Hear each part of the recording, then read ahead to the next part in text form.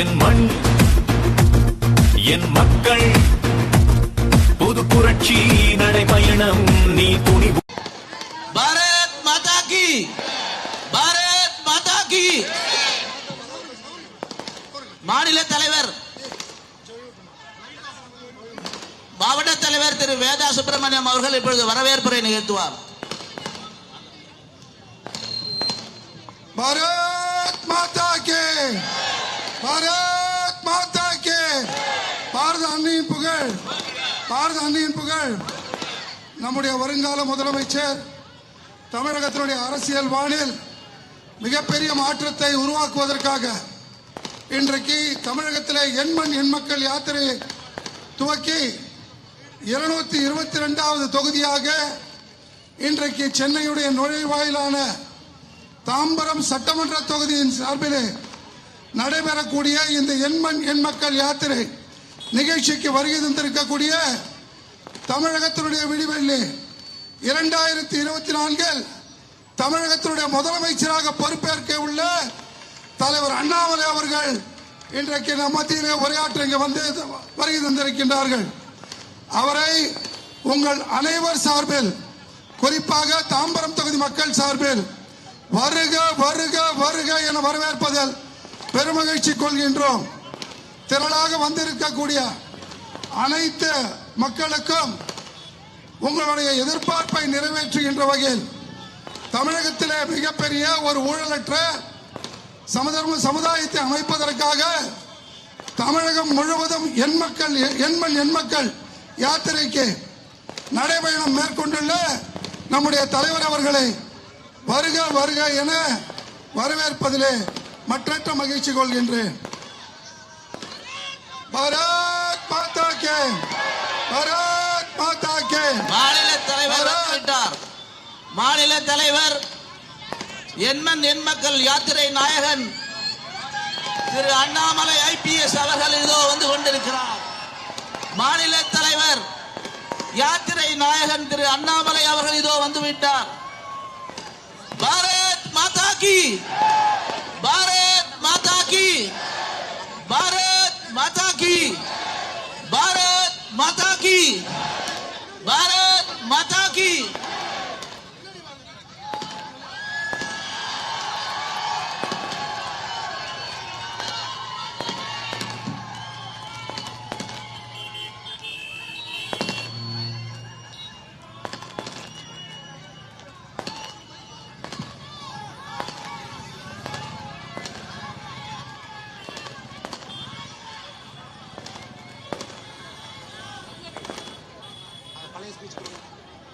அன்பார்ந்த பெரியவர்களே, தாய்மார்களே, உங்களுடைய புகழ் மிகுந்த நம்முடைய தாம்பரம் சட்டப்பேரவை தொகுதிக்கு நம்முடைய எண்மண் எண்மக்கள் யாத்திரையில ஒரு அங்கமாக வருவதற்கு ஒரு பெரிய பாக்கியம் ஐயா.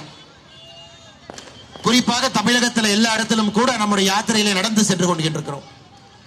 மக்களை பார்க்கிறோங்கன்னா நடக்கும்போது அது யாத்திரையாக இருக்கிறது. மக்களுடைய குறைகள், அவர்களுடைய கனவுகள், எப்படிப்பட்ட தமிழகம் பாரதம் வேண்டும் என்கின்ற அவருடைய எண்ணங்கள் எல்லாம் ஒரு யாத்திரையில கிடைக்குதுங்க ஐயா. ஆனா சென்னை மாநகரத்தில் நமக்கு நடப்பதற்கு அனுமதி கிடைக்காத காரணத்தினால இது போன்ற தெருமுனை பிரச்சார கூட்டங்கள்ல உங்களை சந்தித்துக் கொண்டிருக்கின்றோம். உங்களோடு நடந்து வர முடியவில்லை என்ற வருத்தம் பெரிதாக எனக்கு இருந்தாலும் கூட நிச்சயமாக ஆண்டவன் நமக்கு மறுபடியும் ஒரு வாய்ப்பு கொடுப்பார் என்கின்ற நம்பிக்கையோடு இங்க வந்திருக்கக்கூடிய எல்லா சகோதர சகோதரிகளுக்கு முதல்ல எங்களுடைய வணக்கத்தையும் நன்றியும் தெரிவித்துக் கொள்கின்றோம்.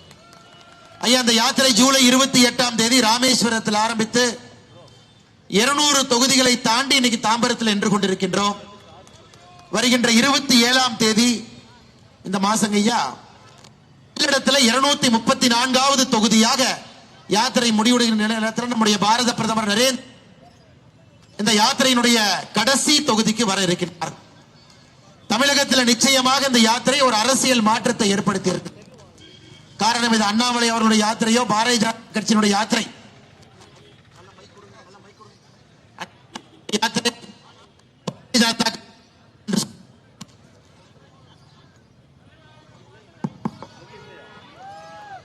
இது அண்ணாமலை அவர்களுடைய யாத்திரை, பாரதிய ஜனதா கட்சியினுடைய யாத்திரை என்று சொல்வதை விட இது மக்களுடைய யாத்திரை, மக்களுடைய கனவுகளை எல்லாம் பூர்த்தி செய்யக்கூடிய யாத்திரை. நிச்சயமாக 2024 பாராளுமன்ற தேர்தலில் மோடி அவர்கள் 3வது முறையாக தொடர்ந்து ஆட்சி கட்டளை அமரும் பொழுது நம்முடைய தமிழகத்திலிருந்து 39க்கு 39 பாராளுமன்ற தொகுதிகளும் கூட பாரதிய ஜனதா கட்சி தேசிய ஜனநாயக கூட்டணியுடைய வேட்பாளர்கள் வெற்றி பெறுவார்கள் என்கிற நம்பிக்கை இந்த யாத்திரையில் நமக்கு கிடைச்சிருக்கு. ஐயா, இன்னைக்கு அரசியல்ல என்னவெல்லாம் தவறு நடக்கிறதோ அதெல்லாம் தமிழக அரசியல் இருக்கு. ஜனநாயகம் எப்படி இருக்கக்கூடாது என்று நினைக்கின்றோமோ அனைத்தும் இன்றைக்கு தமிழகத்தில் நடந்து கொண்டிருக்கிறது. அரசியல் என்பது ஒரு குடும்பத்தை சார்ந்து சென்று விட்டது. ஊழல் இல்லாம லஞ்சம் இல்லாம அரசாங்கம் நடத்த முடியாது என்கின்ற நிலைமை இன்னைக்கு தமிழகத்தில் இருக்குங்க ஐயா. அரசு என்று சொன்னாலே கவர்ச்சியான திட்டங்களும் பத்திரிகை நண்பர்களை மயக்குவதற்காக சில பேர்களை வைத்தால் போதும் மக்கள் நம்மை பார்ப்பாங்க. அதுவும் திமுக என்கின்ற கட்சி உங்களுக்கு தெரியும், நாடகத்தை வைத்து வந்தவர்கள். அரசாங்கத்தை கூட கதை திரைக்கதை வசனமாக நடத்தி கொண்டிருக்கின்றார்கள் 33 மாத காலம். இதெல்லாம் அரசியல் இருக்கக்கூடிய தவறுங்க ஐயா. சாமானிய மனிதர்களை மையமாக வைத்து இந்த ஆட்சி நடைபெறாமல் இருக்கிறது. நாங்க இந்த 33 மாதத்துல மட்டுமே கடுமையாக திராவிட முன்னேற்ற கழகம் செய்யக்கூடிய தவறுகள் எல்லாம் பாரதிய ஜனதா கட்சி எதிர்த்திருக்கிறது. அவர்கள் செய்திருக்கக்கூடிய ஊழல் எல்லாம் உரித்து மக்கள் மன்றத்திலே வைத்திருக்கின்றோம். இதெல்லாம் நீங்க பார்த்துட்டு இருக்கிறீங்க ஐயா.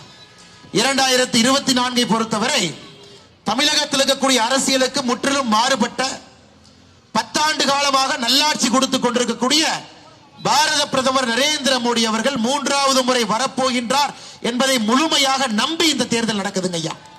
இதுவரை இந்தியால 17 தேர்தல்கள் நடந்திருக்கிறது பிரதமரை தேர்வு செய்வதற்காக. 2024 நடக்க போவது 18வது தேர்தலுங்க ஐயா. ஆனால் நடக்கக்கூடிய 18வது தேர்தல் தான் முதல் முறையாக நமக்கு தெரியும் மோடி தான் வரப்போறாருங்க, 400 சீட்டை தாண்டி வரப்போறார் என்பதை அறிந்து இந்த தேர்தலில் நாம் வாக்களிக்க இருக்கின்றோம் சகோதர சகோதரிகள். காரணம், மக்களுக்கு எதற்காக மோடியின் மீது நம்பிக்கைங்க. 10 ஆண்டு காலத்தை பார்த்திருக்கின்றார்கள், ஆட்சியை பார்த்திருக்கிறாங்க. மே 30, 2014 பாரத பிரதமராக மோடி அவர்கள் ஆட்சி கட்டல் அமர்ந்ததிருந்து நம்முடைய ஆட்சி எப்படி ஏழை மக்களை மையமாக வைத்து விவசாய பெருமக்களுடைய வளர்ச்சிக்காக இளைஞர்களுடைய கனவுகளை எல்லாம் பூர்த்தி செய்யக்கூடிய ஒரு அரசாங்கமாக, குறிப்பாக பெண்களை முன்னிலைப்படுத்தி நம்முடைய ஆட்சி நடந்து கொண்டிருக்கிறது. இன்னைக்கு தமிழகத்தில் எல்லா கட்சிகளுமே ஜாதிகள் என்று சொல்லி ஆட்சியும் அரசியலும் செய்து கொண்டிருக்கின்றார்கள். ஆனால் மோடி அவர்கள் நம்பக்கூடிய 4 ஜாதிங்க ஐயா. ஏழை ஜாதி, பெண்கள் ஜாதி, விவசாயிகள் ஜாதி, இளைஞர் ஜாதி. இந்த 4 பேரையும் மட்டும் மையமாக வைத்து நம்முடைய அரசியல் நடந்து கொண்டிருக்கிறது. இதுவரை இந்த மாதிரி ஒரு அரசாங்கத்தை யாரும் பார்த்தது இல்லைங்க ஐயா.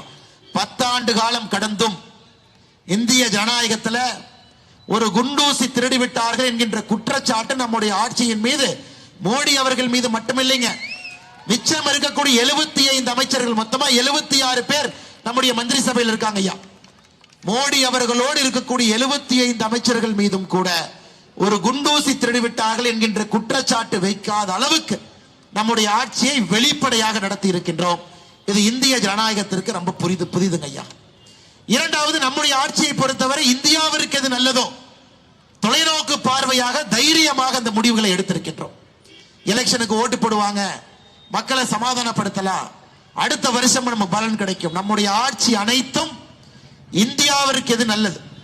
இன்னைக்கு நம்முடைய ஆட்சியை 25 ஆண்டுகள் கழித்து இந்தியா ஒரு வளர்ச்சி அடைந்த பாரதமாக மாற வேண்டும் என்றால் இன்னைக்கு என்ன செய்யணும் அதை செய்து கொண்டிருக்கின்றோம் ஐயா. இதை காங்கிரஸ் கட்சி இதை எப்பவோ செஞ்சிருந்தா இன்னைக்கு இந்தியா ஒரு வளர்ச்சி அடைந்த பாரதமா இருந்திருக்குங்க ஐயா. எப்பவோ செஞ்சிருக்கும். ஆனா குறுகிய கண்ணோட்டத்திலே அரசியல் நடந்தது. குறுகிய கண்ணோட்டத்தில் இன்னைக்கு இதை செஞ்சா நாளை காலைல ஓட்டு போடுவாங்க, இதை செஞ்சா கூட்டணி கட்சி நம்மளோட இருப்பாங்க, இதை செஞ்சா இந்த ஜாதியை சார்ந்தவர்கள் நம்மை ஆதரிப்பார்கள், இதை செஞ்சா இப்படி இருக்கும். அதனாலதான் நீங்க பாத்தீங்கன்னா காங்கிரசினுடைய ஆட்சியில அவர்களுடைய தலைவர்களுக்கே அவர்கள் பாரத ரத்னா விருது கொடுத்தாங்க. பாத்தீங்களாங்க ஐயா, அவங்களே விருது கொடுத்துக்கிட்டாங்க. அவங்களுக்குள்ளேயே பத்மா விருது கொடுத்துக்கிட்டாங்க. பத்மஸ்ரீயாக இருக்கட்டும், பத்மபூஷனாக இருக்கட்டும், பத்ம விபூஷனாக இருக்கட்டும், எல்லாம் அவங்களுக்கே கொடுத்துட்டாங்க. குறுகிய மனப்பான்மையோடு ஆட்சி 60 ஆண்டு காலமாக நடந்தத இன்னைக்கு அதை உடைத்துங்க ஐயா. ஒரு தொலைநோக்கு பார்வையோடு இந்தியாவுடைய வளர்ச்சிக்காக ஒரு சின்ன உதாரணத்தை சொல்றேங்க ஐயா. இன்னைக்கு நம்ம தாம்பரத்தில் இருக்கோம். தமிழகத்தினுடைய வளர்ச்சிக்கு பங்காற்றக்கூடிய முக்கியமான நகரம். நிறைய சிறு குறு தொழிற்சாலைகள், சாப்ட்வேர் கம்பெனி, இன்ஜினியரிங் காலேஜுங்க ஐயா, ஆட்டோ உதிரி பாகங்கள் அதிகமாக செய்யக்கூடிய ஒரு பகுதி, தொழிற்சாலைகளை சார்ந்து இருக்கக்கூடிய பகுதி. அதே நேரத்தில் நம்ம ஸ்விக்கி ஜொமேட்டோல இருந்து சகோதர சகோதரிகள் இருக்கிறாங்க. இந்த தொழிற்சாலைகளுடைய வளர்ச்சி எல்லாம் நம்பி அடுத்த கட்ட வளர்ச்சிக்காக காத்திருக்கக்கூடிய இளைஞர்கள், எல்லா தரப்பட்ட மக்கள் இந்த கூட்டத்தில் இருக்கீங்க ஐயா. இன்னைக்கு நீங்க என்கிட்ட ஒரு வார்த்தை சொல்லுங்க ஐயா, திராவிட முன்னேற்ற கழகத்தினுடைய ஆட்சி 33 மாத காலமாக பார்த்து கொண்டிருக்கின்றீர்கள். உங்களுடைய ஒரு கனவை பூர்த்தி செய்யக்கூடிய ஆட்சியா இருக்குதாங்க ஐயா? ஒரு கனவை பூர்த்தி செய்யணும். தமிழ்நாட்டினுடைய உள்கட்டமைப்பு கிடையாது, சாலை வசதி கிடையாது, சுகாதார வசதி கிடையாது, அரசு மருத்துவமனை கிடையாது, ஒரு நகரத்துக்குள்ள ஒரு பூங்கா நடப்பதற்கு இடம் எங்கேயும் கிடையாது. எங்கே பார்த்தாலும் போக்குவரத்து நெரிசல், தண்ணி கொடுக்க முடியாதுங்க ஐயா, காத்து சுவாசிக்க முடியாது, எல்லாத்தையும் கெடுத்து குட்டிச்சவராக்கி இருக்கின்றார். வளர்ச்சியும் கிடையாது. தமிழகத்தை பொறுத்தவரை வளர்ச்சி என்பது கோபாலபுரத்து குடும்பத்திற்கு மட்டும்தான் வளர்ச்சியோ தவிர சாமானிய மனிதர்களுக்கு வளர்ச்சி. குடும்பம் நல்லா இருக்கிறாங்க ஐயா, மகன் மருமகன் தந்தை இவர்கள் நன்றாக இருப்பதற்காக ஒரு கட்சியும் ஆட்சியும் இருக்கிறாங்க, சாதாரண மக்களுக்காக இல்லை. 2014 காங்கிரஸ் ஆட்சியை விட்டு வெளியே வந்த பொழுது உள்கட்டமைப்புக்கு அவர்கள் செலவு செய்தது 2 லட்சம் கோடி கீழேங்கய்யா. உள்கட்டமைப்புல நீங்க செலவு செஞ்சா மட்டும்தான் சாலையோ பாலமோ துறைமுகமோ விமான நிலையமோ ஒரு மேம்பாலமோ இதெல்லாம் நீங்க கட்டினீங்கன்னாங்க ஐயா உடனே ரிசல்ட் வராது. 5 ஆண்டுகள் கழித்து அதனுடைய பங்களிப்பு நமக்கு கிடைக்கும். 2 லட்சம் கோடி ரூபாய்க்கு கீழே இந்தியாவுடைய உள்கட்டமைப்புக்கான பட்ஜெட் இருந்துச்சுங்க ஐயா. இந்த ஆண்டு பிப்ரவரி மாசத்துல பாரதிய ஜனதா கட்சியினுடைய பட்ஜெட் உள்கட்டமைப்புக்கு 11 லட்சம் கோடி ரூபாய் நாம் செலவு செய்திருக்கின்றோம். ஒரு அடிப்படை மாற்றத்தை பாருங்க, அடிப்படை மாற்றம் 11 லட்சம் கோடி ரூபாய் உள்கட்டமைப்புக்கு இந்த ஆண்டு பட்ஜெட் எல்லாம் ஒதுக்கி இருக்கின்றோம். காரணம், இந்த நாடு வேகமாக வளர வேண்டும் ஐயா. இன்னைக்கு பிரதமர் அவர்கள் வளர்ச்சி அடைந்த பாரதங்கிறார். வளர்ச்சி அடைந்த பாரதமாக 25 ஆண்டுகள்ல மாற வேண்டும் என்கின்றார். இன்னைக்கு உலகத்தினுடைய 5வது பெரிய பொருளாதார நாடாக இருக்கின்றோம். நம்ம ஆட்சிக்கு வந்த பொழுது 11வது இடத்துல இருந்தோங்க ஐயா, இன்னைக்கு 5வது இருக்கிறோம் ஐயா. என்ன 2028 முடியும் பொழுது 3வது இடத்துக்கு போக போறோம். நீங்க 3வது இடத்துக்கு செல்ல வேண்டும் என்றால் ஒரு ஆண்டுக்கு 8% வளர்ச்சியில வளர்ந்துகிட்டே இருக்கணும் ஐயா. சைனாவை நீங்க முந்தி அடிக்க வேண்டும் என்றால் 8% வளர்ச்சி இன்னும் 20 ஆண்டுகளுக்கு வளர வேண்டும். அமெரிக்காக்காரன் நீங்க முந்தணும்னா 8% வளர்ச்சி இன்னும் 40 ஆண்டுகள் வளர வேண்டும். அப்ப எவ்வளவு பெரிய கஷ்டம் பாருங்க. இத்தனை ஆண்டு காலமாக 2%, 3%, 4% இந்த வளர்ச்சியில் இருந்த இந்தியாவை இன்னைக்கு முதலாக உண்மையான வளர்ச்சி பாதையில நாம் நின்று கொண்டிருக்கின்றோம் ஐயா. இது தொடர வேண்டும். இது இன்னும் 5 ஆண்டுகள் மட்டுமல்ல, இதை தாண்டியும் தொடர வேண்டும். இதைத்தான் பாரத பிரதமர் அவர்கள் தன்னுடைய கனவா சொல்றாங்க. வளர்ந்தால் மட்டும்தான் ஐயா ஏழை மக்களுக்கு திட்டங்களை செயல்படுத்த முடியும். ஒரு நாடு வளர்ந்தால் மட்டும்தான் வீடு இல்லாதவர்களுக்கு வீடு கொடுக்கக்கூடிய பணத்தை பட்ஜெட்ல போட முடியும் ஐயா. ஒரு நாடு வளர்ந்தால் மட்டும்தான் வீடுகளுக்கு தண்ணீர், குடிக்கக்கூடிய தண்ணி பைப்பு மூலமா கொண்டு வர முடியும் ஐயா. ஒரு நாடு வளர்ந்தால் மட்டும்தான் விவசாய பெருமக்களுக்கு 6000 ரூபாய் வருடந்தோறும் வங்கி கணக்கு கொண்டு வர முடியும். ஒரு நாடு வளர்ந்தால் மட்டும்தான் இளைஞர்களுக்கு வேலை வாய்ப்பை உருவாக்க முடியும். அதனால் வளர்ச்சி வளர்ச்சி வளர்ச்சி என்கின்ற தாரக மந்திரம் தான் நம்முடைய ஆட்சியில 10 ஆண்டு காலமாக பார்த்து கொண்டிருக்கின்றோம். சகோதர சகோதரிகளே, பெரியவர்களே, தாய்மார்கள், இன்னைக்கு பிரதமர் சொல்றாருங்க ஐயா, இன்னைக்கு 3வது முறை உங்களிடம் பிரதமர் நிற்பது அவருடைய தனிப்பட்ட வளர்ச்சிக்கோ அவருடைய குடும்பத்தினுடைய வளர்ச்சிக்கோ இல்லைங்க ஐயா. 2 நாட்களாக டெல்லியில நம்முடைய செயற்குழு கூட்டத்தில் பிரதமர் அவர்கள் பேசும்பொழுது சொன்னாங்க, நான் 13 ஆண்டுகள் ஒரு மாநிலத்தினுடைய முதலமைச்சராக இருந்து விட்டேன், 10 ஆண்டுகள் இந்தியாவுடைய பிரதமராக இருந்து விட்டேன், 24 ஆண்டுகள் இருந்து விட்டேன். அப்படி இருந்து எனக்கு என்ன சமாதானமாக, இன்னும் வேகமாக வேலை செய்ய வேண்டும் என்று நினைக்கின்றேன், இன்னும் ஆக்கப்பூர்வமாக வேலை செய்ய வேண்டும் என்று நினைக்கின்றேன், இன்னும் இந்தியாவை அடுத்த கட்டம் எடுத்துச் செல்வதற்கு முழுமையாக என்னை அர்ப்பணிக்க வேண்டும் என்று நினைக்கின்றேன். இது நம்ம பிரதமருக்கு. அவருக்கு ஓய்வு இல்லைங்க, அவருக்கு என்ன சலிப்பு தட்டல. 25 ஆண்டுகள் பொது வாழ்க்கையில முதல்வராக பிரதமராக இருந்தும் கூட இன்னும் சலிப்பு தட்டாம இன்னும் தன்னை வேகப்படுத்திக் கொள்ள வேண்டும் என்று நினைக்கக்கூடிய பிரதமர் ஒரு பக்கம். ஆட்சிக்கு வந்து 33 மாசத்துல 3 முறை ஃபாரின் ட்ரிப், ஆனா 1 ரூபா நமக்கு வரல. நம்முடைய முதலமைச்சர் ஸ்டாலின் அவர்கள் ஒரு பக்கம். ஜனவரி மாசம் உலக முதலீட்டாளர் மாநாடு நடந்ததுங்க ஐயா. உலக முதலீட்டாளர் மாநாட்டில் கையெழுத்து போட்ட இங்கு காயிலைங்க ஐயா. கையெழுத்து போட்ட இங்கு காய்வதற்கு முன்பே முதலமைச்சர் அவர்கள் ஸ்பெயினுக்கு போறார் 10 நாட்கள். எதுக்கு ஐயா ஸ்பெயினுக்கு போறீங்கன்னா, இல்லப்பா மறுபடியும் முதலீடு வாங்கிட்டு வர போறேன். அப்ப உலக முதலீட்டாளர் மாநாடு எதுக்குங்க நடத்தினீங்க? இப்படித்தான் அவருடைய ஆட்சி இருக்கு. 2 ஆண்டுகளுக்கு முன்பு துபாய்க்கு சென்று விட்டு 6000 கோடி ரூபாய் வரும் என்று சொன்னார். இதுவரை 6 பைசா வரலீங்க. இதுவரை 6 பைசா வரும். ஸ்பெயினுக்கு போயிட்டு நாங்க 4000 கோடி ரூபாய் கொண்டு வருவோம் என்று சொன்னார்கள். வராதுங்க. இன்னைக்கு இந்தியாவில் இவர்கள் உத்தரப்பிரதேச பார்த்து திட்டிட்டு இருக்காங்க. வடக்கு பான்பராக்கு ஏதோ பேரெல்லாம் சொல்றாங்க.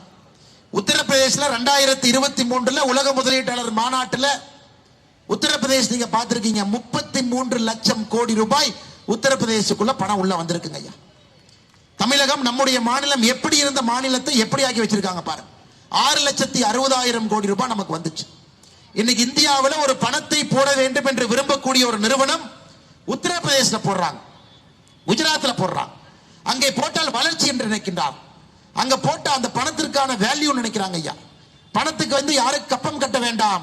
திமுகவுடைய முதல் குடும்பத்தை பார்க்க வேண்டாம், ஆடிட்டரை பார்க்க வேண்டாம், மருமகனை பார்க்க வேண்டாம், மகனை பார்க்க வேண்டாம், யாருகிட்டையும் கை கட்டி நிக்க வேண்டாம்.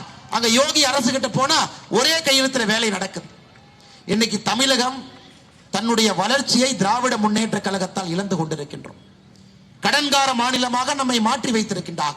நீங்க பாருங்க ஐயா, இன்னைக்கு பட்ஜெட் பார்த்திருப்பீங்க. பட்ஜெட் பாத்தீங்களாங்க ஐயா? பட்ஜெட் பாத்தீங்களா? நல்ல வேற நீங்க பட்ஜெட்டை பார்க்காம உங்க நேரத்தை மிச்சப்படுத்திட்டீங்க. மத்திய அரசினுடைய திட்டங்களுக்கு ஒரு தமிழ்ல திராவிட மாடல் அரசு பெயர் வைப்பதற்கு ஒரு பட்ஜெட்டுங்க. என்னெல்லாம் மோடி ஐயா கொண்டு வந்திருக்கின்றார்களோ அதனுடைய பெயரை மாற்றி வைப்பதற்காக ஒரு பட்ஜெட். யாரு பட்ஜெட்டை ஒத்து கவனிச்சீங்கன்னா உங்களுக்கு தெரியும். பட்ஜெட்ல தமிழக அரசே ஒத்துக்கொண்டிருக்கின்றார்கள். தமிழகத்தினுடைய கடன் 8,30,000 கோடி ரூபாய். இந்தியாவிலே அதிகமாக கடன் வாங்கிய மாநிலமாக இன்னைக்கு தமிழகம் இருக்குங்க ஐயா. இவங்க ஆட்சிக்கு வந்த பிறகு 2,80,000 கோடி கடன் வாங்கியிருக்காங்க. நாம் புரிந்து கொள்ள வேண்டும், கடனை வாங்கி கவர்ச்சிகரமான திட்டங்களை போட்டு வருங்கால சந்ததிகளுடைய வளர்ச்சியை பறிக்கக்கூடிய ஒரு அரசாக திராவிட முன்னேற்ற கழகத்தினுடைய அரசு 33 மாத காலமா இருக்கு. ஏன்னா இளைஞர் நிக்கிறாங்க. வரும்பொழுது நான் பார்த்தங்க ஐயா, இளைஞர்கள் நிறைய இருக்கிறாங்க. அரசு வேலை வேண்டும் என்று நினைக்கின்றார்கள். அரசு வேலை திராவிட முன்னேற்ற கழகம் தன்னுடைய தேர்தல் அறிக்கையில சொல்லி இருந்தார். நாங்க ஆட்சிக்கு வந்த 5 ஆண்டுகள்ல 3,50,000 பேருக்கு அரசு வேலை கொடுப்போம். 3,50,000 பேர். 3,50,000 பேருக்கு அரசு வேலை கொடுக்கல. ஆனா உதயநிதி ஸ்டாலினுக்கு அரசு வேலை கொடுத்துட்டார். பையனை கொடுத்துட்டார். பையன் அமைச்சராக்குனது மட்டும்தான் ஒரு சாதனையோ தவிர நம்முடைய சாமானிய மக்களுக்கு அரசு வேலை இல்லை.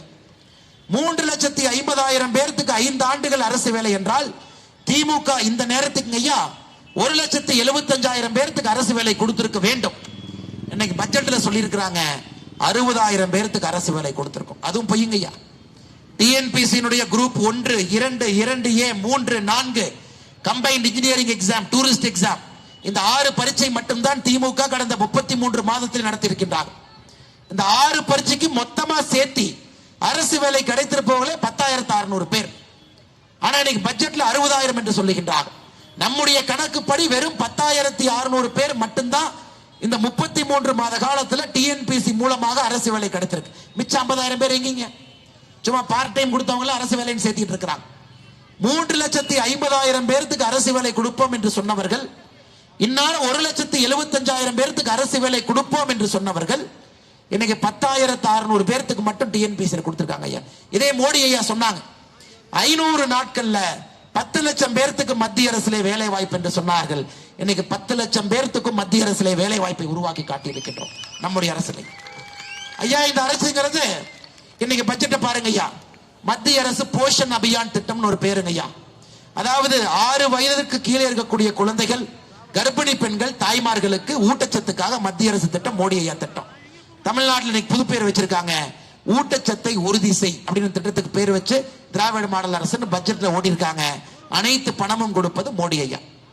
அடுத்துங்க ஐயா 2019 தமிழகத்துல கிராம பகுதியில வெறும் 17% வீடுகளுக்கு மட்டும்தான் குடிதண்ணீர் பைப்பு மூலமா வந்துச்சுங்க ஐயா. மோடி ஐயா ஜல் ஜீவன் திட்டம் என்கின்ற திட்டத்தை கொண்டு வந்து இன்னைக்கு 73% வீடுகளுக்கு குடிதண்ணீர் பைப்பு மூலமா வருது.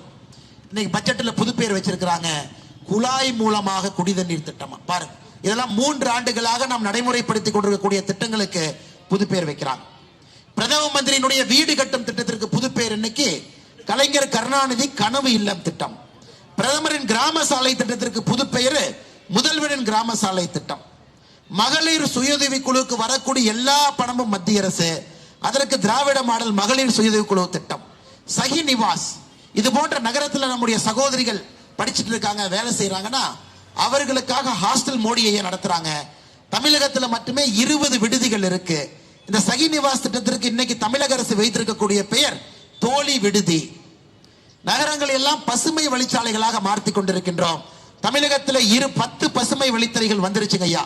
இன்னைக்கு திராவிட மாடல் அரசு வைத்திருக்கக்கூடிய பெயர் தமிழக பசுமை வழிகள் திட்டம். கடல் நீர் குடிநீராக்கும் திட்டத்திற்கு 1200 கோடி கொடுத்திருக்கோம். இன்னைக்கு அதுக்கு ஸ்டிக்கர் ஒட்டியிருக்காங்க. சுருக்கமாக சொல்ல வேண்டும் என்றால் ஐயா, மத்திய அரசினுடைய பட்ஜெட் அப்படியே எடுத்து மாநில அரசுக்கு வரக்கூடிய பணத்தை ஒரு பேரை வச்சு வேலை செய்வதற்காக மட்டும்தான் இங்கே மாநில அரசு இருக்கோ தவிர வேற எந்த வேலை செய்வதற்கும் இங்க இல்லைங்க. நான் பாருங்க, திட்டத்தினுடைய பெயர் மத்திய அரசு திட்டத்தின் பெயர் ரெண்டுமே சொல்றோம். அப்ப நீ என்ன பண்ற? மக்கள் வரி பணம் தமிழ்நாட்டில இருந்து இவ்வளவு வாங்கியிருக்கீங்க. 1,80,000 கோடி ரூபாய் வரி பணம் தமிழகத்துல மாநில அரசுக்கு போயிருக்கு. என்னையா பண்றீங்க? இன்னைக்கு மா சுப்பிரமணியம் அவர்கள் சொல்றார், நம்முடைய சுகாதாரத்துறை அமைச்சருங்க, அவர் இந்த ஓட்டப்பந்தய ரேஸ் எல்லாம் ஓடினதுக்கு அப்புறம், உதயநிதி ஸ்டாலின் பின்னாடி ஓடினதுக்கு அப்புறம், உதயநிதி ஸ்டாலின் நடக்கிற சினிமா பட விமர்சனம் எல்லாம் கொடுத்ததுக்கு அப்புறம் கொஞ்சோண்டு நேரம் இருந்தா அரசு மருத்துவமனை பக்கம் வருவார். இன்னைக்கு பிரஸ் மீட்ல சொல்றாரு, இந்த கலரா இருக்கிற பஞ்சு மிட்டாயை தமிழ்நாட்டில் தடை பண்றோம். எதுக்கு தடை பண்றீங்கன்னா அதை சாப்பிட்டா புற்றுநோய் வந்துருங்கிறார். சரி, ஓகே, நல்லதுன்னா பண்ணுங்க, தவறு கிடையாது. புற்றுநோய் வர்றதை நம்ம சாப்பிடக்கூடாது. ஆனா பஞ்சு மிட்டாய் உங்களுக்கு தெரியும், எத்தனையோ சகோதர சகோதரிகள் ரோட்டோரத்தில் வித்துக்கிட்டு இருக்காங்கப்பா. இன்னைக்கு மா சுப்பிரமணியம் அவர்கள் கலர் பஞ்சு மிட்டாயை தடை பண்றேன், அதனால புற்றுநோய் வரும்னு சொல்றவரு, அப்ப டாஸ்மார்க்ல டானிக்கா விக்கிறீங்க? டாஸ்மார்க்ல டானிக் விக்கிறீங்களா? அந்த டானிக் வாங்கி குடிச்சா என்ன உடம்புல சத்து வந்துருங்களா? எப்படி எல்லாம் ஓட்டுறானுங்க பாருங்க, எப்படி எல்லாம். ஏன்னா பஞ்சு முட்டாய் விக்கிறவங்க சாதாரண மனிதர். தடை பண்ணா அவங்க எதுவும் பேச மாட்டாங்க, வாய் திறந்து பேச மாட்டாங்க. ஆனா டாஸ்மார்க்ல சாராய வைக்கிற டிஆர் பாலு சும்மா இருப்பாருங்களா? அவர் கேட்பாரு, ஏண்டா நான் 30 வருஷமா சாராய கம்பெனி நடத்திக்கிட்டு இருக்கேன், இன்னைக்கு வந்து நீ தடை பண்ணுவியான்? இதுதாங்க ஐயா அந்த ஆட்சியினுடைய லட்சணமே, இது மட்டும் தான், வேற எந்த லட்சணம் இல்லை. இன்னைக்கு பாருங்க ஐயா, மோடி ஐயா இன்னொரு திட்டம் சொல்றேன் பாருங்க ஐயா. மோடி ஐயா குறிப்பாக நகர பகுதிகள் நன்றாக இருக்க வேண்டும் என்பதற்காக எலக்ட்ரிக் பஸ், மின்சாரத்தில் இயங்கக்கூடிய பேருந்துகள் இந்தியா மூலமாக கொண்டு வருவதற்கான ஒரு திட்டத்தை சொன்னாருங்க ஐயா. அந்த திட்டத்தினுடைய பெயர் FAME, faster adoption and manufacturing of electric vehicle. தமிழ்நாட்டுக்கு 500 வண்டிங்க ஐயா, 500 பஸ், மின்சாரத்தில் ஓடக்கூடிய பஸ் ஐயா இந்தியாவில் எல்லா பக்கம் ஓடுது. இதற்கு 2021 இவங்க ஒரு பேர் வச்சுட்டாங்க, இவங்களே ஸ்டிக்கர் அடிச்சு ஒட்டி. அமைச்சர் ராஜகண்ணப்பன் சொன்னார், 20/11/2021 தமிழ்நாட்டுக்கு 500 மின்சார பேருந்துகள் வாங்க போறோம். இது மத்திய அரசு திட்டங்க ஐயா. அதுக்கப்புறம் 6 மாசம் கழிச்சு டெண்டர் போட்டாங்க. அப்புறம் 2/12/2022 இன்னும் 6 மாசம் கழிச்சு ஒப்பந்தம் போட்டாங்க. அதுக்கப்புறம் 6 மாசம் கழிச்சு மின்சார பேருந்துகள் தனியாரை வச்சு இயக்குவோம்னாங்க. இன்னைக்கு 2024 ஆச்சு, 2.5 வருஷம் ஆச்சுங்க ஐயா, ஒரு பேருந்தை காணோம். பாரு, இப்படித்தான் ஒரு திட்டமுங்க ஐயா. நீங்கள் தெளிவாக புரிந்து கொள்ள வேண்டும். இவர்கள் நோக்கமே மத்திய அரசு கொடுக்கக்கூடிய திட்டங்களை கூட முறையாக நமக்கு கொடுப்பது கிடையாது. அதற்கும் ஒரு பெயர் வைத்து அதையும் 2.5 வருஷம் தாமதம் பண்ணி இது போன்ற நகர்ப்புற பகுதியில் டீசல் பஸ் எல்லாம் ஓடிட்டு இருக்குதுங்க ஐயா. மோடி அவர்கள் இதை விரும்பல. இந்த டீசல் பேருந்துக்கு பதிலாக மின்சார பேருந்துகள் வரணும்னு நினைக்கிறாங்க. எத்தனை பேர் நடந்து போறாங்க ஐயா, சுவாசம் பண்ணி இந்த பார்ட்டிகுலேட் மேட்டர் எல்லாம் உள்ள போய் நுரையீரல்ல போய் உட்காருதுங்க ஐயா. அதுலயும் கமிஷனுக்காக எவன் அதிகமா கமிஷன் கொடுப்பான்னு 2.5 வருஷமாக ஒரு திட்டத்தை நிறுத்தி வச்சிருக்கிறான். இன்னைக்கு கிளம்பாக்கம் பேருந்து நிலையத்தை பாருங்க ஐயா, இந்தியா முழுவதுமே உள்ளூர்ல இருந்து வெளியூர் போறதுக்கு பேருந்து நிலையம். ஆனா சென்னையை மட்டும் உள்ளூர்ல இருந்து வெளியூர் போய் வெளியூர் போறதுக்கு ஒரு பேருந்து நிலையம். பாருங்க, இந்த அநியாயத்தை பார்த்துருக்கிறீங்களா? வரும்பொழுது கிளம்பாக்கம் பேருந்து நிலையத்தை பார்த்துட்டு வந்தாங்க ஐயா. ஒரே ஒரு பஸ், பழைய பஸ், அதுக்கும் அந்த பிங்க் கலர் பெயிண்ட் அடிச்சு நிக்க வச்சிருக்கிறாங்க. அது ஏறினீங்கன்னா படிக்கட்டு எப்ப விழுகும், மழை பெஞ்சா தண்ணி எப்ப ஒழுகும் தெரியாது. இவர்கள் செய்வது அனைத்தும் மக்களுக்கு எதிராக, வளர்ச்சிக்கு எதிராக. தமிழகத்திலே ஒரு அரசு இருக்குன்னா இந்த அரசுங்க ஐயா, அனைத்தும் மக்களுக்கு எதிராக. எந்த விதமான பிரயோஜனமும் நமக்கு கிடையாது. ஒரு பேருந்து நிலையத்தை எந்த அளவுக்கு இங்க நிலம் இருக்கு, பக்கத்துல இங்க வாங்கி போடலாம், டெண்டர் கொடுப்பாலாம், வந்துருங்க ஐயா, 3 மாசத்துல வெளியே வந்துடும். திமுக 3 மாசத்துல வந்துடும். ஏன் பேருந்து நிலையம் இங்க வந்துச்சு, கோயம்பேடு யாரு கொடுக்க போறாங்க, கட்டிங் கமிஷன் யாரெல்லாம் 3 மாசத்துல வெளியே வந்துடுறாங்க, கொண்டு வந்துடுறாங்க ஐயா. இங்கேயும் தப்பிச்செல்லாம் போக முடியாது. இவர்களுடைய நோக்கமே இவர்களுடைய வளர்ச்சி, கோபாலபுரத்தினுடைய வளர்ச்சிக்காக மட்டும்தான் ஒரு திட்டங்களை கொண்டு வருகின்றார்களோ தவிர தமிழகத்தினுடைய வளர்ச்சிக்கு எந்த விதமான திட்டமும் கிடையாது. இன்னைக்கு அன்பில் மகேஷ் பொய்யாமொழி சொல்றார். யாருங்க ஐயா அன்பில் மகேஷ் பொய்யாமொழி? உதயநிதி ரசிகர் மன்றத்தினுடைய தலைவர். நான் சும்மா சொல்லுங்க, உண்மைங்க. ஏன் உண்மையாலும் உதயநிதி ரசிகர் மன்றத்தினுடைய தலைவர் அவரு தாங்க. நான் ஏதோ நக்கலுக்கெல்லாம் சொல்ல, அவரு தாங்க. அந்த உதயநிதி ஸ்டாலின் வந்து ஓடாத படத்தை எல்லாம் பார்த்துட்டு ரிவ்யூ கொடுத்ததுக்கு அப்புறம் கொஞ்சம் நேரம் இருந்தா பள்ளி கல்வித்துறை பக்கம் எட்டி பார்ப்பாரு. இன்னைக்கு சொல்றாரு, பிஜேபி திரும்ப ஆட்சிக்கு வந்தா பெண்களுக்கு கொடுக்கிற 1000 ரூபாய் நிறுத்திடுவாங்களாமா. ஏங்க பெண்களுக்கு 1000 ரூபாய் கொடுக்குறேன்னு சொன்னது திமுக. இன்னைக்கு 35% பெண்களுக்கு மட்டும்தான் அந்த 1000 வருது. மிச்ச 65% பெண்கள் எப்படி இருக்காங்கன்னா, நீ மட்டும் தெருவுக்கு வாடா, எலெக்ஷன் பிரச்சாரத்துக்கு உன்னை பார்த்துக்கிறேன் பெண்கள் நின்று கொண்டிருக்கிறார். வருவதற்கு முன்பே மத்திய அரசு நிறுத்தி இருக்கிறாங்க. மத்திய அரசுக்கும் இந்த 1000 ரூபாய் பெண்களுக்கு வருவதற்கு என்னங்க சம்பந்தம்? மத்திய அரசு பணத்தை எடுத்து இவங்க மாத்தி கொடுக்குறாங்க, அது வேற குற்றச்சாட்டு. மத்திய அரசினுடைய பணத்தை வேறு திட்டங்களுக்கு கொடுக்கக்கூடிய பணத்தை திருப்பி கொடுக்கிறாங்க. இன்னைக்கு இப்படித்தாங்க ஐயா பிரச்சாரத்தையே பண்ண போறாங்க. நீங்க பாருங்க, அடுத்த 100 நாட்கள் 60 நாட்கள் பிரச்சார நேரத்தில் பாருங்க, திமுக காரன் போட்டி போட்டு வருவான். அன்பில் மகேஷ் பொய்யாமொழி சொல்றானே, இந்த பிரச்சாரத்தில் 100 தானே பொய் சொல்றான் அப்படின்னு. அடுத்த மாசம் என்ன தம்பி, நான் 5 வருஷத்துல 500 பொய் சொல்லியிருக்கேன், மக்கள் நம்பியிருக்காங்க. ஸ்டாலின் ஐயா சொல்லுவார், தம்பி நான் பிறந்ததுல இருந்து பொய் தான்ப்பா சொல்றேன். கலைஞர் ஐயா சொல்லுவார், நான் பிறக்கிறதுக்கு முதல்ல இருந்தே எப்படி பொய் சொல்றேன் ஐயா அரசியலுக்கு வந்தேன். ஐயா வெறும் பொய்யை மட்டும் மூலதனமாக வைத்து மத்திய அரசின் மீது பழி போட்டு இங்கே ஒரு அரசியல் நடந்து கொண்டிருக்கிறது என்றால் அது திராவிட முன்னேற்ற கழகத்தினுடைய அரசு. அதை எல்லாம் உடைக்க வேண்டிய நேரம் 2024 தேர்தலுங்க ஐயா. 2024 தேர்தல் நமக்கு ஒரு அருமையான வாய்ப்பு. அது உங்களுடைய பாராளுமன்ற உறுப்பினரை பத்தி சொல்லவே வேண்டாம். ஸ்ரீபெரும்புதூர் பாராளுமன்ற தொகுதி, அந்த எம்பிக்கு இந்த தொகுதிக்கு என்ன சம்பந்தம் தெரியாது. டிஆர் பாலன் அவர் எதுக்கு எடுத்துட்டாருனாங்க ஐயா, தஞ்சாவூர்னா பஸ் பிடிச்சி ட்ரெயின் பிடிச்சி ரொம்ப தூரம் போகணும், ஸ்ரீபெரும்புதூர்னா விமான நிலையத்தை பக்கத்தில் இருக்குன்னு கேட்டு வாங்கிட்டாருன்னு நினைக்கிறேன். 2 முறை 2009 2019 2 முறை எம்பியாக இருந்தும் கூட அவரை பார்த்திருக்கீங்களாங்க ஐயா? அவர் எங்க இருப்பார்னா, முதலமைச்சர் டெல்லிக்கு போனா அவரும் தயாநிதி மாறனும் இப்படி சண்டை போட்டுக்குவாங்க, யாரு முதல்ல துண்டு போடுவா அப்படின்னு. அங்க சண்டை நடக்கும், அங்க பாப்பீங்க. அதுக்கப்புறம் பாராளுமன்றத்தில் நம்முடைய அமைச்சர் அண்ணன் முருகன் அவர்களை பார்த்து அன்பிட் பார், பாத்தீங்களா அன்பிட். இன்னைக்கு அண்ணன் டிஆர் பாலு அவர்கள் கேட்கிறாங்க, அன்பிட்னா என்னன்னு? அப்பாவுடைய இனிஷியலை வச்சுக்கிட்டு அரசியல் இருக்கீங்களா, நீங்க தான் அன்பிட். அதாவது முதலமைச்சர் மு.க. ஸ்டாலின் ஐயா, முதலமைச்சர் மு.க. ஸ்டாலின் அவர்களுக்கு ஒரு தகுதி சொல்லுங்க, அரசியல் இருக்கிற ஒரு தகுதி சொல்லுங்க. ஒரு தகுதி அங்க பாருங்க, பழக்கடையில் அண்ணன் நின்று இருக்காரு, அங்க நீ வாங்க வாங்கன்னு கூப்பிடுறாரு. அந்த பழக்கடை அண்ணனுக்கு ஒரு தகுதி இருக்கு. பழத்தை வாங்கணும், கரெக்டா பார்த்து வாங்கணும். ஒரு வாழைப்பழத்தை வைக்கிறதுக்கு முன்னாடி அது கணிஞ்சிருக்கான்னு பார்க்கணும். அந்த பழத்தை வாங்கினா கூட எப்படி நமக்கு அந்த ஒரு நியூஸ் பேப்பர் கவர்ல சுத்தி கொடுக்கணும், அந்த அளவுக்கு நுணுக்கம் அந்த தொழில இருக்கு, தகுதி இருக்கு. அது பக்கத்துல பாருங்க, அது பக்கத்துல டீ கடை இருக்கு. டீ கடையில் அண்ணன் ஒரு பஜ்ஜி போட்டா கூட எண்ணெயை சுட வைக்கணும், பதமா பஜ்ஜியை சீவணும், அப்புறம் மாவுல கலக்கணும், உள்ள அவருக்கு ஒரு தகுதி இருக்கு. இங்க இருக்கக்கூடிய நம் எல்லோருக்கும் ஒரு தகுதி இருக்கும் பொழுது ஸ்டாலின் அவருக்கு என்ன தகுதி, அல்லது உதயநிதி ஸ்டாலின் அவருக்கு என்ன தகுதி, இல்ல டிஆர் பாலு அவருடைய பையன் டிஆர்பி ராஜாக்கு என்ன தகுதி? ஐயா அன்பிட்டுக்கு அர்த்தம் இதுதானுங்க ஐயா, அன்பிட்டுக்கு அர்த்தம் இதுதானே தவிர வேற எதுவும் அன்பிட்டுக்கு அர்த்தம் இல்லை.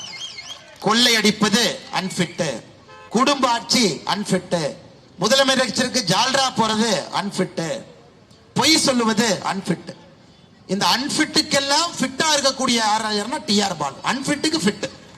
ஆனால் இவர்கள் நம்முடைய மத்திய அமைச்சர் முருகன் அவர்களை பார்த்து பாராளுமன்றத்தில் கை நீட்டி நீங்கள் அன்பிட் என்று சொல்வதற்கு எந்த விதமான தகுதியும் இல்லாத ஒரு மனிதர்னா டிஆர் பாலு. ஐயா டிஎம்கே பார்ட் 1 ஃபைல்ஸ்ல வெளியிட்டு இருக்கிற அவருடைய சொத்தெல்லாம் வெளியிட்டு இருக்கோம், நீங்க படிச்சு பார்த்தா தலையை சுத்திரும் உங்களுக்கு. அந்த அளவுக்கு சொத்து சம்பாதித்திருக்கின்றார்கள். இன்னைக்கு ஸ்ரீபெரும்புதூர்ல மறுபடியும் பாராளுமன்ற உறுப்பினராக நிக்கலாம் ஐடியா பண்ணிட்டு இருக்காங்க. காங்கிரஸ்காரங்க என்ன யோசிக்கிறாங்க, அம்மா பிரியங்கா காந்தி கொண்டு வந்து நிப்பாட்டிடலாம் அப்படி. ஏங்க, நான் ஒரு காங்கிரஸ் கட்சிக்காரன் கேட்டேன், என்ன ஐடியா பண்றீங்க? அண்ணே, ராஜீவ் காந்தி அவர்கள் அமரரானிடம், அதனால பிரியங்கா காந்தி அம்மாவை கொண்டு வந்து அவங்க ஜெயிச்சிருவாங்க. நான் சொன்னேன், தம்பி, அதெல்லாம் ராஜீவ் காந்தி அவர்கள் மீது எங்களுக்கு எல்லாம் மரியாதை இருக்கு.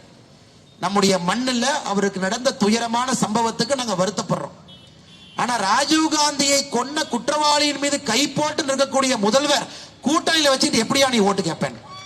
கொஞ்சமாச்சும் உங்களுக்கு அரசியல் அறிவு இருக்கான்? ராஜீவ் காந்தி யாரு கொன்னாங்களோ அவர்களை ஜெயிலில் இருந்து விடுதலை பண்ணி கட்டி பிடித்து முதலமைச்சர் நின்று கொண்டிருக்கின்றார்கள். அந்த தொகுதிக்கு நான் காங்கிரஸ் சார்பா பிரியங்கா காந்தியை போட்டுடு வைப்பேன்னா மக்களை என்ன முட்டாள் நினைத்துக் கொண்டிருக்கின்றார்கள். அதனால் சகோதர சகோதரிகளை, உங்களிடம் நான் வைக்கக்கூடிய அன்பான வேண்டுகோள், 2024 பாராளுமன்ற தேர்தல் முக்கியமான தேர்தல் ஐயா, முக்கியமான தேர்தல். இந்தியா 10 ஆண்டு காலமாக நாம் செய்திருக்கக்கூடிய வளர்ச்சி பாதையிலே செல்ல வேண்டிய தேர்தல். இன்னும் 5 ஆண்டுகள் மோடி அவர்கள் உறுதியாக அந்த நாற்காலியிலே அமர வேண்டிய தேர்தல். அதையெல்லாம் தாண்டி தமிழகத்தில் 2026 அரசியல் மாற்றம் ஏற்பட வேண்டும் என்றால் 2024 பாரதிய ஜனதா கட்சி தமிழ்நாட்டில் வரணும் ஐயா, கண்டிப்பா வரணும். 2 கட்சிக்கு மாற்றா வரணும் ஐயா. இந்த 2 கட்சிக்காரங்க தொந்தரவு தாங்க முடியலைங்க ஐயா, தொந்தரவு தாங்க முடியல. 2 பேர் தொந்தரவு தாங்க முடியல. 70 ஆண்டு காலமாக பார்த்து கொண்டிருக்கின்றோம். 2 கட்சி தமிழகத்தில் தன்னுடைய கையிலே வைத்துக் கொண்டு அவங்க மட்டும் வளர்றாங்க, தமிழகம் வளரல. சைக்கிள் ஸ்டாண்ட் போட்டு வீல் சுத்துற மாதிரி இருக்குதுங்க ஐயா, நாம யாரும் வளரல. ஊழலுக்கெல்லாம் இலக்கணமாக தமிழ்நாட்டினுடைய அரசியல் கட்சிகள், திராவிட கட்சிகள் இருக்கிறாங்க. இந்த எலெக்ஷனுக்கு இங்க கூட்டணி அவங்கள திட்டுவாங்க, 5 வருஷம் கழிச்சு இங்க கூட்டணி இவங்களை திட்டுவாங்க. இப்படித்தான் இது சென்று கொண்டிருக்கிறது. இன்னைக்கு தமிழகத்தில் 2 கட்சிகளும் ஒன்றாக மறைமுகமாக சேர்ந்து பாரதிய ஜனதா கட்சி எதிர்க்கிறாங்க ஐயா. 2 பேருக்கு தெரிஞ்சிருச்சு. இன்னைக்கு பாரதிய ஜனதா கட்சி 2024 தமிழகத்திற்குள்ளே வந்துவிட்டால் அசைக்க முடியாத மக்கள் சக்தியாக பாரதிய ஜனதா கட்சி மாறிவிடும் என்பதற்காக அந்த பங்காளிகள் 2 பேரும் ஒன்னா சேர்ந்திருக்கிறாங்க. இதையெல்லாம் முறியடிக்க வேண்டிய நேரம் 2024 பாராளுமன்ற தேர்தலுங்க ஐயா. சென்னை வளர்ச்சி பாதையிலே செல்ல வேண்டும். மிகப்பெரிய திட்டங்கள் தங்கு தடையின்றி தமிழகத்திற்கு வரணும். லஞ்ச ஊழல் இல்லாத ஆட்சியை கொண்டு வரணும். சாமானிய மனிதர்களை மையப்படுத்தி நம்முடைய ஆட்சி இருக்கணும். தொடர்ந்து குடும்பத்திலிருந்து எந்த தகுதியும் இல்லாம முதலமைச்சராக இருக்கக்கூடியவர்களை அப்புறப்படுத்தணும். ஏழை மக்களுடைய கஷ்டத்தை தெரிந்தவர்கள் மட்டும்தான் அந்த பதவிக்கு வரணும். இதற்கெல்லாம் அச்சாரமாக 2024 பாராளுமன்ற தேர்தலை நீங்கள் கொண்டு வர வேண்டும் என்கின்ற அன்பான வேண்டுகோளை உங்களுக்கு வைக்கிறேங்க ஐயா. நிச்சயமா நீங்கள் அதை செய்து காட்ட வேண்டும். ஸ்ரீபெரும்புதூர்ல ஒரு பெரிய மாற்றத்தை நீங்கள் கொடுக்க வேண்டும். கடங்கார மாநிலமாக இருக்கக்கூடிய தமிழகத்தை வளர்ச்சி மாநிலமாக மாற்ற வேண்டும். டாஸ்மார்க்கில் இருந்து தமிழகத்திற்கு விடுதலை கொடுக்க வேண்டும். பெரிய பண முதலாளிகள் தமிழகத்தினுடைய அரசு திட்டங்கள் எப்படி இருக்க வேண்டும் என்று முடிவு செய்வதை எடுத்து சாமானிய மக்கள் முடிவு செய்யக்கூடிய ஆட்சியை கொண்டு வர வேண்டும். கிராமப்புறத்திலே வளர்ச்சி, நகரத்திலே இயற்கையோடு ஒன்றி இருக்கக்கூடிய வளர்ச்சியை கொண்டு வர. நகரத்தில் வாழ முடியலைங்க, நடக்க முடியல, ரோட்ல போக முடியல, அவ்வளவு டிராபிக் ஐயா, அவ்வளவு பொல்யூஷன் ஐயா, மூச்சு விட முடியல. உங்க குழந்தைகள் அப்படி வாழ்ந்துகிட்டு இருக்காங்க. நல்ல கிராமத்துல இருந்து வந்தாலுங்க ஐயா, நகரத்தில் 2 வருஷமா இருக்கிற ரொம்ப கஷ்டப்படுறேன், ரொம்ப கஷ்டம். தும்பினீங்கன்னா கருப்பு கருப்பா வருதுங்க ஐயா மூச்சு. இதுல நம்முடைய குழந்தைகள் வாழ்ந்து கொண்டிருக்கின்றார்கள், எந்த அக்கறையும் இல்லைங்க. இதெல்லாம் மாத்தணும், இதெல்லாம் மாத்தணுங்க ஐயா. வளர்ச்சி என்பது இப்படி இருக்கக்கூடாதுங்க ஐயா. 10 வண்டி ஓடுறது, 100 வண்டி ஓடுறது, ஒரு சாப்பிட்ட குடிக்கிற தண்ணீர்ல கூட அசுத்தம் இருக்கு. சென்னை மழை வெள்ளத்துக்கு ஒரு வெள்ளம் தாங்க முடியல. இதெல்லாம் இது வளர்ச்சி இல்லைங்க. அப்புறம் கிராமத்தில் மக்கள் நன்றாக வாழ்ந்து கொண்டிருக்கின்றார்கள். அதனால் இந்த நகரை மறுபடியும் ஒரு புதிய கட்டமைப்போடு ஒரு நகரத்தை உருவாக்கணுங்க ஐயா. இதே நகரத்தை சரி பண்ணணும். எலிவேட்டட் காரிடார் கொண்டு வரணுங்க ஐயா. பாதி டிராபிக்கை மேல தூக்கணும். ரோட்ல இவ்வளவு வண்டிலாம் போக கூடாதுங்க ஐயா. எல்லா டிராபிக் மேல தூக்கிடணுங்க ஐயா. கீழே மக்கள் நிம்மதியா நடந்து போகணும். அதே போல பொல்யூஷனை கண்ட்ரோல் பண்ணுங்க ஐயா. மரத்தை வைக்கணும், சின்ன சின்ன பார்க்கை உருவாக்கணும். குழந்தைகள் அங்க போய் விளையாடணும். காலையில வீட்டுல இருந்து போய் விளையாடணும், வேர்க்கணும் குழந்தைக்கு. அபார்ட்மெண்ட்ல வாழக்கூடிய குழந்தைகளுக்கு எங்கெங்க ஐயா பார்க் இருக்கு? நடந்து போக முடியுதுங்களா? அந்த குழந்தைகள் நீங்க வளர்ந்த மாதிரி குழந்தைங்க வளர்றாங்களாங்க ஐயா? நீங்களா கிராமத்துல வளர்ந்து நகருக்கு வந்துட்டீங்க. உங்க குழந்தைகளுக்கெல்லாம் அந்த வாய்ப்பே இல்லை. சத்தான உணவுப் பொருட்கள் கிடைக்கிறது இல்லைங்க ஐயா. சூப்பர் மார்க்கெட் போய் கிடைக்கிற அரிசியை வாங்கி சாப்பிட்டு இருக்கோம். அதான் நோய் கொடுக்குது, அதான் கேன்சர் கொடுக்குதுங்க ஐயா, அதான் சுகர் கொடுக்குது. இன்னைக்கு பாரதிய ஜனதா கட்சி இதை எல்லாம் முழுமையாக மாற்ற முடியும் என்று நம்புகின்றோம். மாற்றணும். அடிப்படையில் நகரத்தில் நாம் வாழக்கூடிய வாழ்க்கையை மாற்ற வேண்டும் என்று நினைக்கின்றோம். இது பாரதிய ஜனதா கட்சியால் நிச்சயமாக முடியுங்க ஐயா. குறிப்பாக தாம்பரத்தில் ஒரு மிக அற்புதமான எழுச்சியோடு நடக்கக்கூடிய இந்த கூட்டத்திற்கு, யாத்திரைக்கு வந்திருக்கக்கூடிய எல்லா சகோதர சகோதரிகளுக்கு நன்றி கலந்த வாழ்த்துக்களை வணக்கங்களை தெரிவித்து, நாளை நம்முடைய காலங்கய்யா, 2024 நம்முடையது. அதை எந்த காரணத்துக்கு விட்டுறக்கூடாதுங்க ஐயா, நம்மளுது. இதை விட்டுறாதீங்க, இதை விட்டீங்கன்னா திரும்ப வராது. இதுதாங்க நேரம். இனி எல்லாம் மாறும். 2024 தைரியமாக நீங்கள் மோடி என்கின்ற ஒற்றை மனிதரை நம்பி ஓட்டு போடுங்க. யாரையும் நீங்க நம்பாதீங்க. மோடியை மட்டும் நம்புங்க ஐயா, மோடியை மட்டும் நம்புங்க, யாரையும் நம்பாதீங்க. ஒன்லி மோடி. மோடி அவர்கள் நிச்சயமாக ஐயா, அந்த மனுஷனுக்கு என்னங்க ஐயா, 25 ஆண்டுகள் ஆட்சியிலிருந்து இன்னும் 5 ஆண்டுகள் உங்களுக்கு சேவை பண்ண வேண்டும் என்று நிற்கிறார்னா என்னங்க ஐயா? அந்த மனுஷனுக்கு என்ன தன்னுடைய வளர்ச்சி முக்கியமா?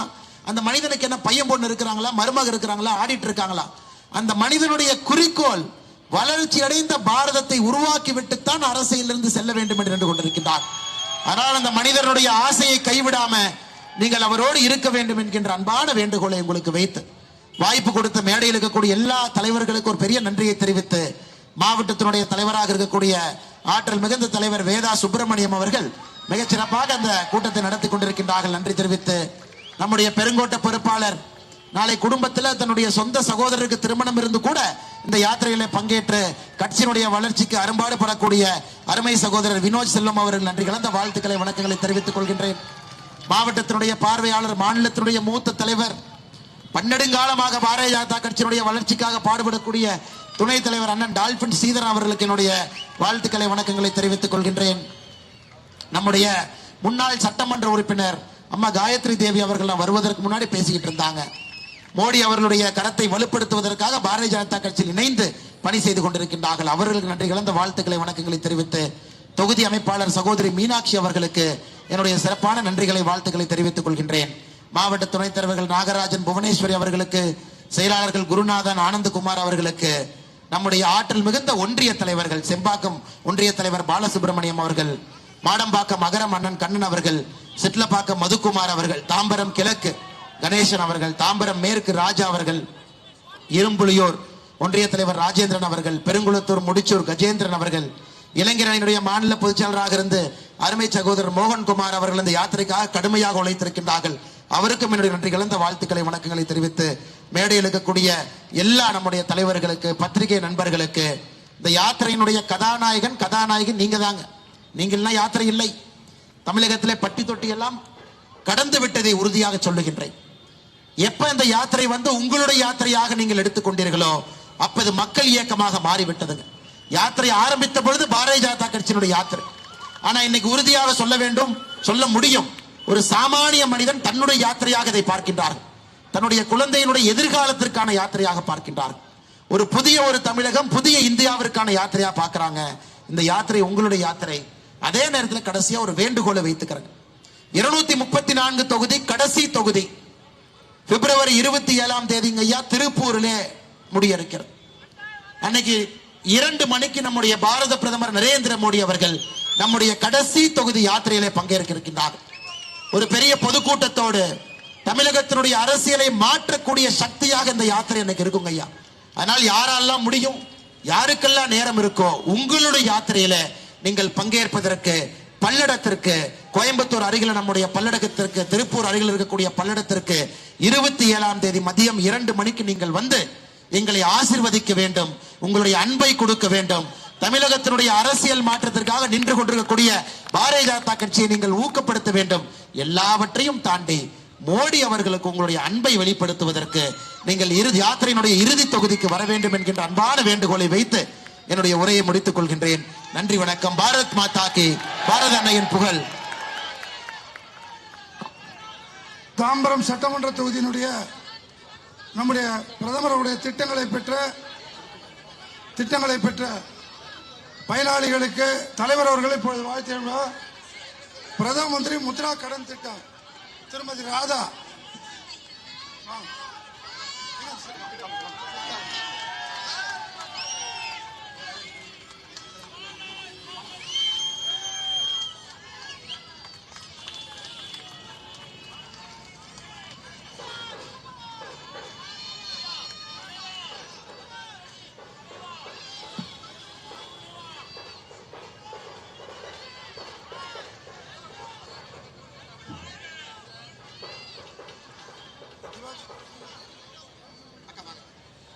நம்முடைய பிரதம மந்திரி முத்ரா கடன் திட்டத்தில் பெற்ற ராதா அவர்கள், திருமதி ராதா,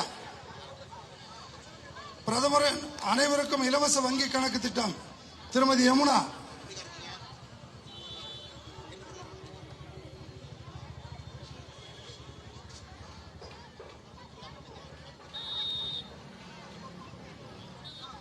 பிரதமரின் தொழிலாளர் நலன் காப்பீடு திட்டம் கன்னியம்மா,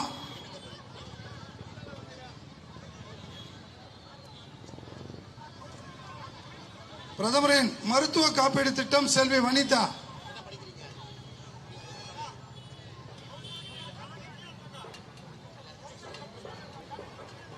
பிரதமரின் இலவச எரிவாயு திட்டம் திருமதி ரேணுகா,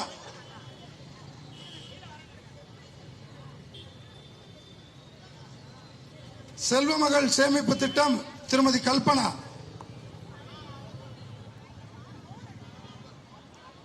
பிரதமரின் ஆயுள் காப்பீடு திட்டம் திருமதி சித்ரா,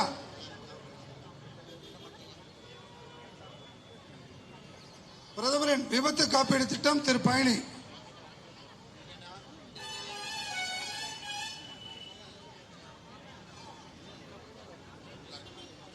கலந்து கொண்ட அத்தனை பேருக்கும் தலைவர் அவர்கள் சார்பாக ஒரு நன்றி கலந்த வணக்கத்தினை தெரிவித்துக் கொள்கிறேன்.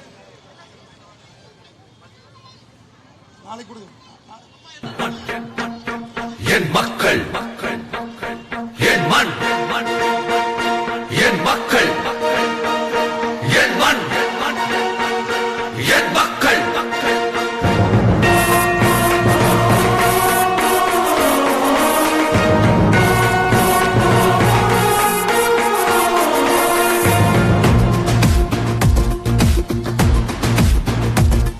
என் மண், என் மக்கள், புது புரட்சி நடைபயணம் நீ துணிவுடன் நடந்திடவா.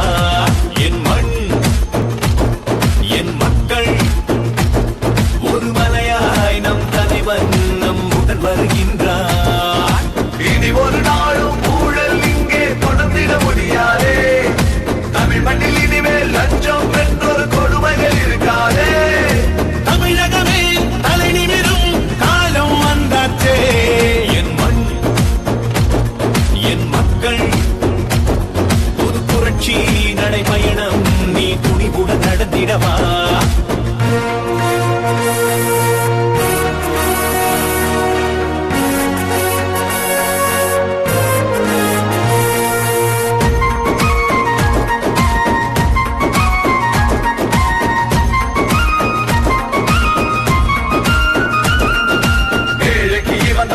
மல்லடா, இனி எதிர்க்கு இவன் தான் எரிமலடா. தமிழகம் தாங்கும் தாமரடா, நம்ம தமிழுக்கு இவன் தான் பல பிறடா. நரி கூட்டம் இனிமேல் ஓடுமே, நல்ல உள்ளமே நாட்டை ஆளுமே. பொய் வேஷம் போட்ட கூட்டமே, அந்த வேஷத்தை கலைக்கும் நேரமே. அடமோடி இடம் பயின்றவன் தான் அண்ணாமலைதானே. புறப்பட்டுட புது புரட்சியடா, தமிழகத்தை நீ மீட்டிடவா.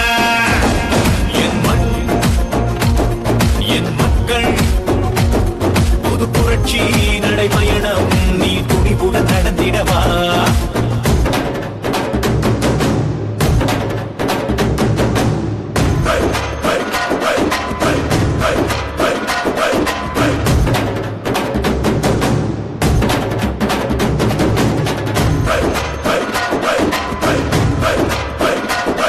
என்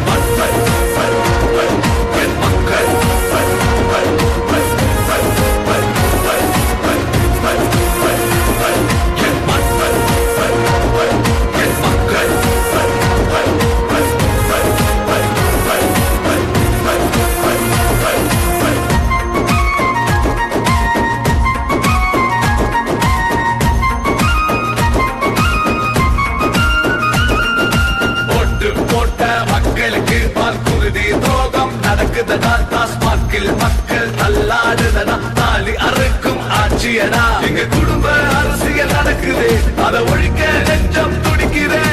கோயில் அழிக்கும் கூட்டமே உங்க கூடார வழிய போகுதே. தேசியமும் தெய்வீகமும் நமது தானே. புறப்பட்டுட புது புரட்சியட தமிழகத்தில் பெரும் எழுச்சியட. என் மண் என் மக்கள் புது புரட்சி நடைபயணம் நீ துணிவுடன் நடந்திடவா. என் மண் என் மக்கள் ஒரு மலையாய் நம் தலைவர் நம்முடன் வருகின்றார். என் மண் என் மக்கள்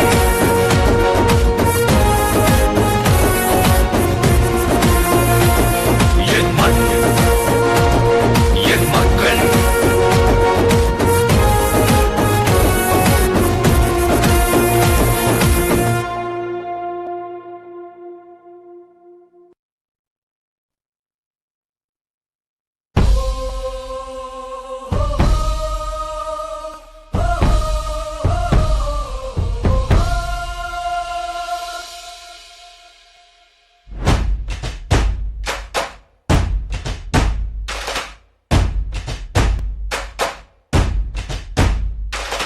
வரணும் வரணும் மோடி, நல்ல ஆட்சியை தொடரும் மோடி. உயிரின் உயிரின் நாடி எங்கள் முன்னோடி. வளரும் வளரும் நாடும் இந்த உலகை ஒரு நாள் ஆடும். தமிழும் மலரும் சேரும் தரும் முன்னேற்றம்.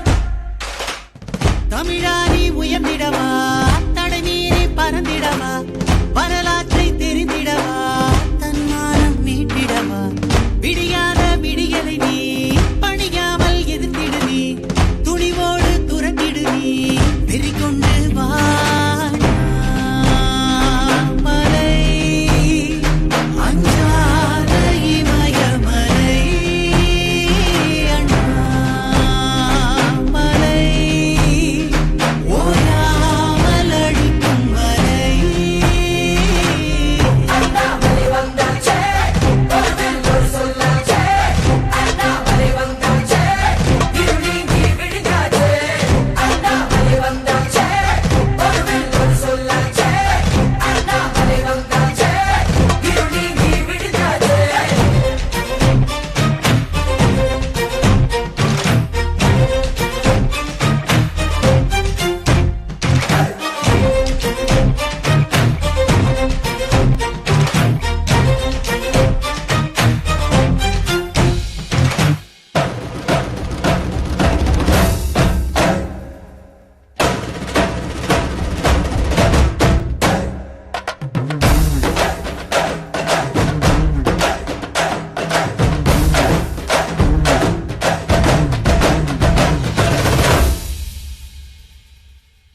கனலாயேறியும் கவலைகள் கலையும், மனதில் மனிதம் பெருகிடும்.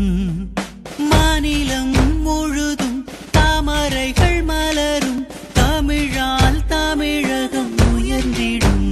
மோடி பெண்ணை நாம் கூடலாம், அண்ணாமலையுடன் இணையலாம். மக்கள் மனதினை வெல்லலாம், வெற்றி வாகையை சூடலாம். உழைப்பாளர் வாழ்வுயர, விவசாயம் பின்துயர, இளைஞர்கள் வாய்ப்புயர.